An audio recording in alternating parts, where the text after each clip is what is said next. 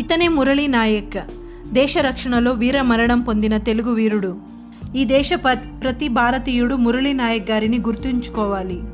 ఇతను శ్రీరామ్ నాయక్ మరియు జ్యోతి గారికి ఒక్కగానొక్క కొడుకు. ఇతను సత్యసాయి జిల్లా గోరంట్ల మండలం గడ్డతాండ అనే చిన్న పల్లెటూరులో వ్యవసాయ కుటుంబంలో జన్మించారు.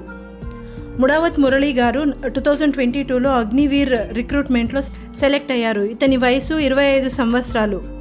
అగ్నివీర్కి సెలెక్ట్ అయినప్పుడు నువ్వు ఆర్మీకి చేరొద్దు అని చెప్పినా కూడా కనీసం ఒక్క రోజైనా ఆర్మీలో పనిచేయాలి అని చెప్పి తన తల్లిదండ్రులను ఒప్పించారు. మే 8న ఆపరేషన్ సింధూర్లో భాగంగా జమ్మూ కాశ్మీర్లో LOC దగ్గర విధుల్లో చేరారు. అర్ధరాత్రి 12 గంటలకు జమ్మూ కాశ్మీర్లోని LOC వద్ద పాక్ ఆర్మీ కాల్పులు మొదలుపెట్టింది. దాన్ని తిప్పికొట్టేందుకు మన ఇండియన్ ఆర్మీ కూడా కాల్పులు ప్రారంభించింది. ఈ కాల్పుల్లో మురళీ చేతుల్లో శత్రు సైన్యంలోని 14 మంది పాక్ ఆర్మీలు చనిపోయారు. కానీ తిరిగి వస్తుండగా వెనక నుంచి దాడి చేసి మురళీపై పాక్ ఆర్మీ కాల్పులు జరిపింది.